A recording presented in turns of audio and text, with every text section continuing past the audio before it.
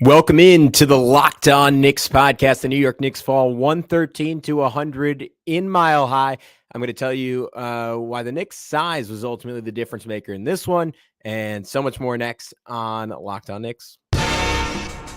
You are Locked On Knicks, your daily New York Knicks podcast, part of the Locked On Podcast Network, your team every day.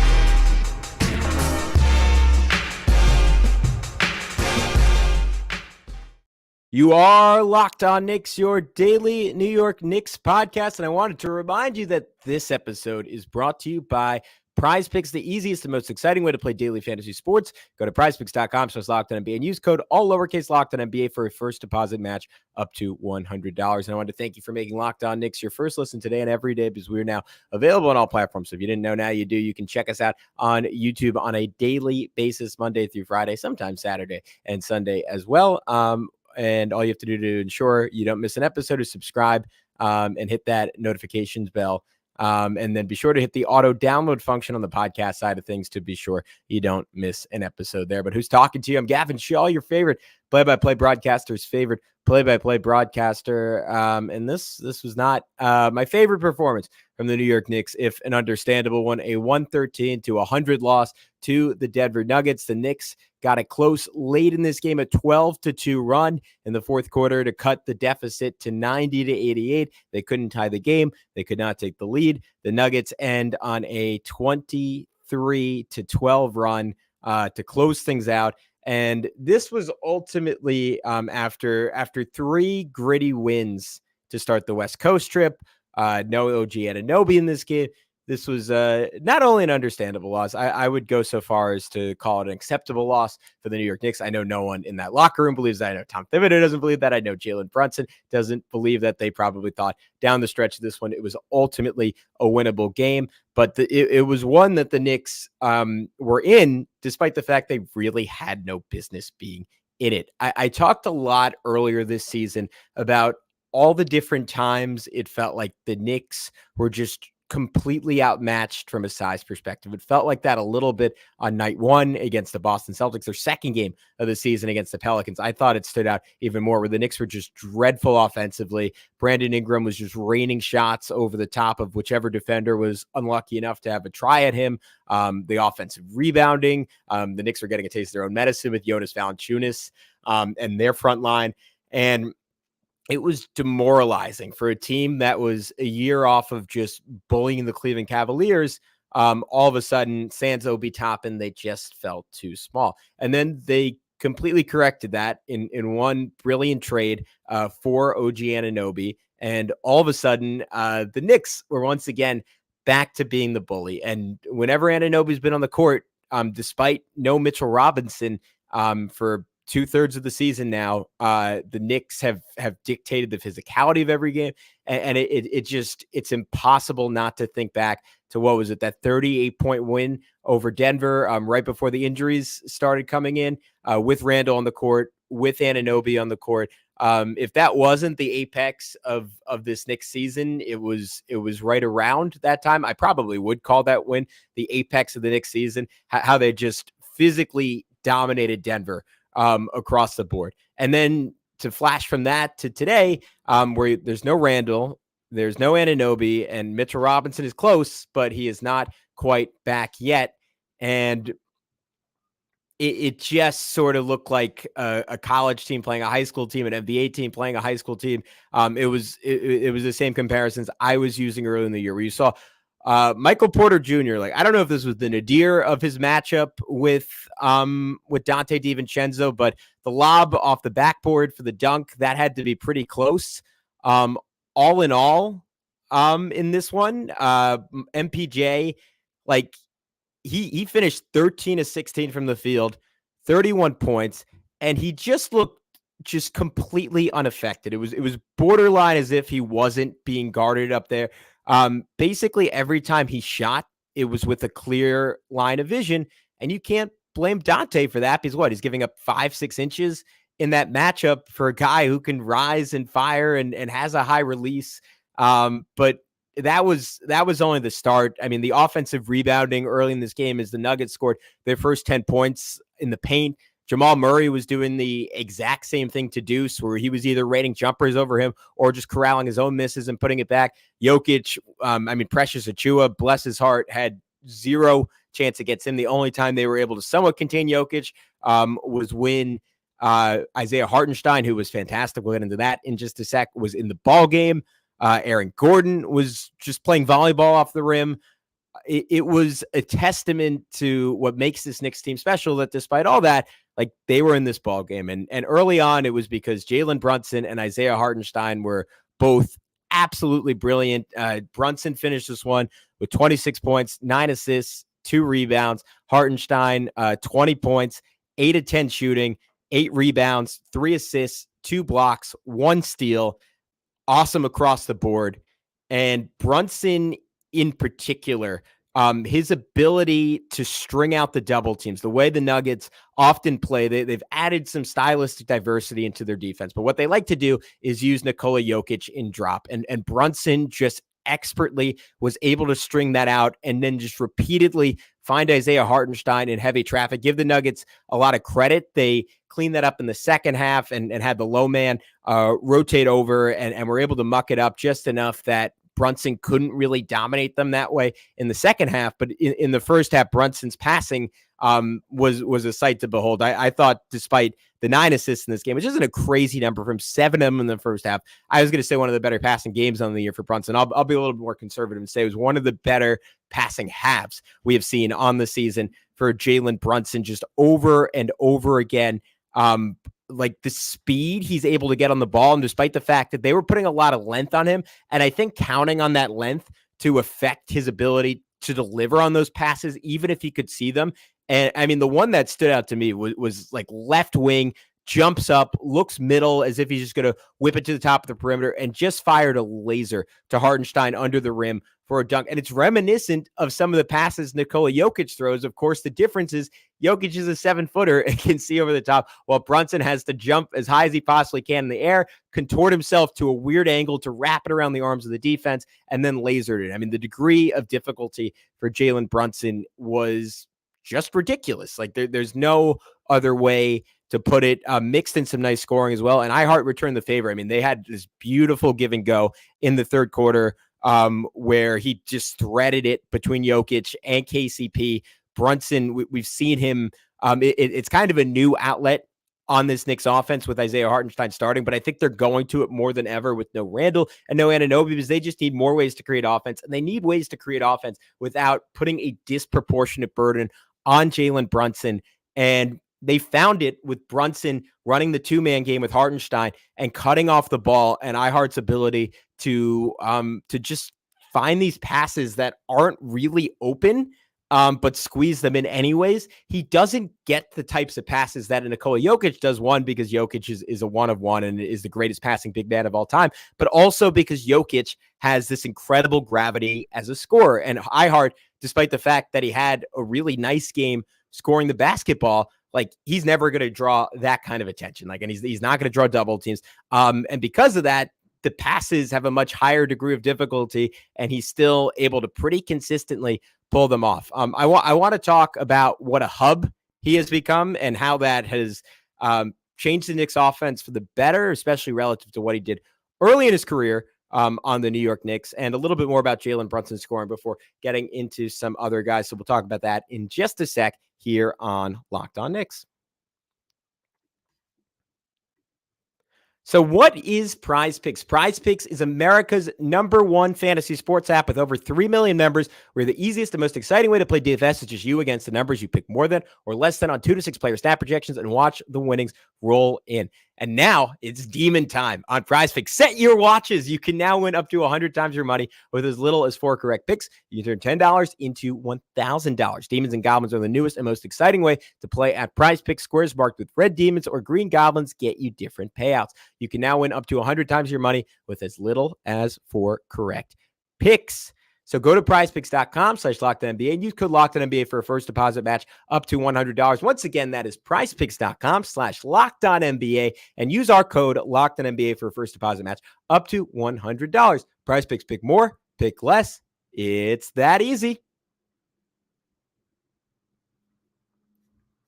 All right, so a little bit more on Hartenstein and Brunson. Typical, really impressive scoring game for Jalen Brunson. I did think he faded down the stretch a little bit of this one. Didn't quite have the impact in the fourth quarter that you'd want. And in pursuit of another big night, we saw the free throws at such a high rate in Portland, where he made 15 of them, and then we saw the threes going against the Kings.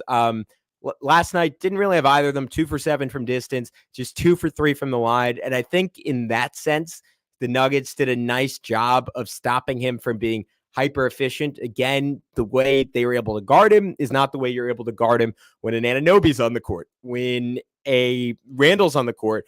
But it gives you an idea of how good Jalen Brunson is at this point, that 26 points and 9 assists on near 50% shooting counts as keeping him in check. And I think Denver, like, especially starting with the second half of this game, they gambled like, all right, if we throw those doubles at him, if we take away the most obvious pass to a roller in Isaiah Hartenstein, we're going to limit this guy just enough to win this ball game. And that is ultimately what they did. Like, he had some good moments in the second half, like that give and go, like totally tore up. I can't remember if it was KCP or if it was Reggie Jackson on like a behind the back freeze your defender, and then stamped it with an elbow jumper. Like, Brunson was great in this game. Like, it's no shade on Jalen, but they did enough against him. And I think that is going to be the model for the teams in the playoffs. All right, stop the threes.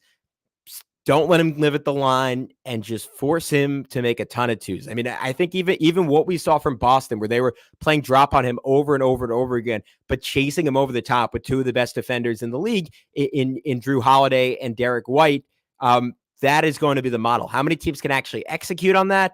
I think very, very few. I think Boston, and to a lesser degree Denver, list of 4 or 5. And again, if the outlets are OG Anunoby and Julius Randle, teams are going to get punished for that in ways they're not getting punished now, when those guys are unfortunately still injured. But I also wanted to talk about how Hartenstein, I mean, sought out his own offense in this game, like aggressively going at Nikola Jokic like twice for like once drive, bump, little baby hook, had another one where he even took like a deeper hook.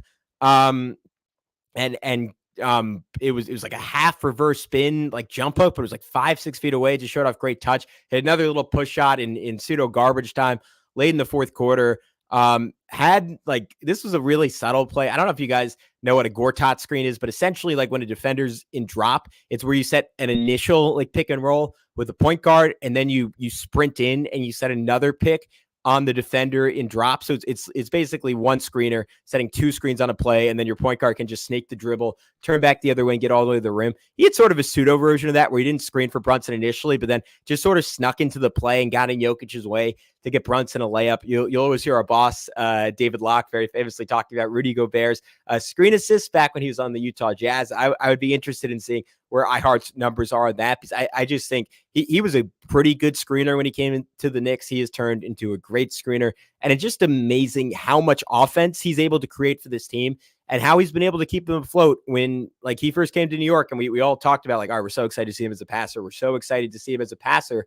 And it just was not really happening the first 40 or so games for him as a Knick. And as he unlocked that gear as a rebounder and as an aggressor around the rim, I think it just bought him more time on the court and bought him more equity with Tom Thibodeau. And he said, all right, why don't we start seeing what you can do as a passer, as a playmaker? iHeart has fully embraced it. I know people are not a big fan of my potential they're going to trade Mitchell Robinson this offseason theory, and not that has to happen, but it is just hard to imagine this team going forward without Isaiah Hartenstein as their starting center, without having playmaking at that position. The other guy who had a really encouraging game for New York was Alec Burks, who we have crapped on to infinity on this podcast, but at 18 points, 5 rebounds, 1 assist, 2 steals in 21 minutes on a relatively efficient 5 for 11 from the field, 3 for 6 from 3, 5 for 7 from the line. Probably his best game as a Knick.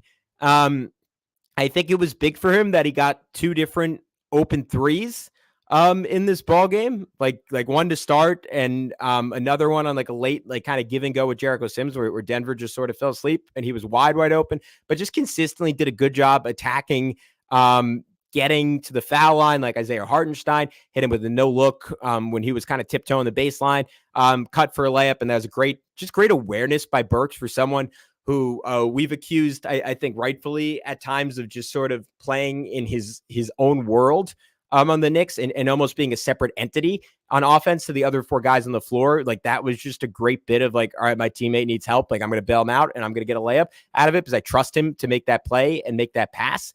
And then he was able to like late in the fourth quarter, like really nice hesitation, like out of control, close out from Christian Braun, beat it for a layup. I think that was the bucket, if I'm remembering correctly, that cut it to 90-88, capped off that 12-2 run that featured him and Bogdanovich on the floor. And it was not a good game for Bojan. 14 minutes, just 1 of 5, 3 points. Did have 2 assists though. And I thought honestly, like his +7 was maybe a little bit representative, even though, like, again, he did not shoot the ball well. Like, the only shot he made was in the midst of that run, hitting about a 30-foot three. Where I thought those two were good was just, again, figure out a way to not like it's the old LeBron quote, basically, like don't stand out, fit in. I know that's not the quote, but something along those lines. Like Bogey didn't really force the issue, like consistently like made the extra pass, like hitting Deuce at one point on the right wing for a 3-pointer. And it's a simple play, but those two playing within flow, I think, give them an opportunity to contribute to this Knicks team when they're whole. And if they don't play within flow, if they play selfish, if they kind of try to do their own Pistons-y thing, they're just not going to be a part of this rotation when it's all said and done. And then real quick, cold night for Josh Hart. Like, maybe exhaustion. I know I got banged up in the comments for saying he's exhausted, and then he bounced back and what was it, before the Kings game, and dominated the Kings. So what do I know? Just 2 points, 1 of 5 shooting, 3 rebounds, 1 assist. If he's tired, he has every right to be. Like, nothing to knock with Josh Hart. Similar with Dante DiVincenzo, like not a terrible game for him. Again, like, he was torched by MPJ. That's a ridiculous matchup for him, and not what he should have ever had to have. And you can't even blame Tom Thibodeau for that, because the alternative was starting Precious Achiuwa, and the defense probably would have been quite a bit better. The offense would have been utterly non-existent without the 4-out spacing around Brunson and Hartenstein, because the size that affected them so bad. Then the defensive end of the floor would have instead, I think, mucked up their offense without having 4 out and without giving Jalen Brunson lanes to attack. So it was a screwed if you do, screwed if you don't sort of situation. But DiVincenzo, even though this is a relatively good shooting game for him from distance, 3 for 8, I wanted to zoom out and just look at his shooting month to month. So in February, obviously that was the heater for him. 22 points a game, 4 rebounds, 3 assists, shot 43% from the floor, 37% from 3. And again, that was on ridiculous volume that month. He was taking 19 shots a game. Who would have ever thought there would have been a 11-game stretch where Dante would take 19 shots a game, 12 threes per game over that run. So pretty good sample size. And before that, obviously, he was super efficient. Like, you zoom back to December, 54% from the field, 49% from 3. And then now to March, 9 games in, 37% from the field, 34% from 3. Counting stats are still good. 16, 4 and 4. Not super far off from what he was doing in February, but the efficiency has just fallen off a cliff. And I think it is sort of similar to what we were saying with Josh Hart when he hit the playoffs last year. It is him carrying a load in terms of volume that he has never come close to carrying in the NBA. And I think in future seasons, he might be a little bit more ready for that. This year, it is hitting him a little bit. And again, that is understandable. And it's just going to be interesting to watch to see if on lower volume, like, he can trade that off for greater efficiency as the Knicks continue to get healthy. But just something to look for going forward. All right, guys, we're going to wrap this one up with a little schedule watch, a little standings watch, where the Knicks are at, where the Cavs are at. If you have any questions, feel free to throw them in. If we have a little extra time, we'll answer them before we wrap up on Locked On Knicks. Passion, drive, and patience, what brings home the winning trophies, also what keeps your ride or die alive. eBay Motors has everything you need to maintain your vehicle and leveled up to peak performance, from superchargers, roof racks, exhaust kits, LED headlights, and more. Whether you're into speed, power, or style, eBay Motors has got you covered. With over 122 million parts for your number one ride or die, you'll always find exactly what you're looking for with eBay Guaranteed Fit. Your part is guaranteed to fit your ride every time, or your money back. Because with eBay Motors, you're burning rubber, not cash. With all the parts you need at the prices you want, it's easy to turn your car into the MVP and bring home that dub. Keep your ride or die alive at ebaymotors.com. Eligible items only. Exclusions apply. eBay guaranteed fit. Only available to U.S. customers.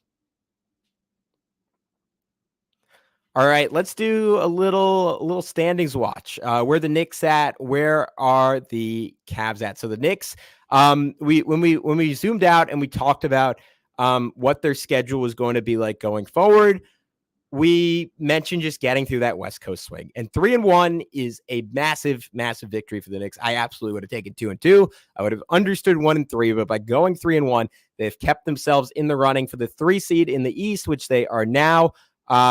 2 games in back of the Cleveland Cavaliers for. They're also a half game behind the Orlando Magic, who in one of their toughest remaining games knocked out the New Orleans Pelicans and have to be considered a factor in this race. But for today, we're going to focus on the Knicks and the Cavs.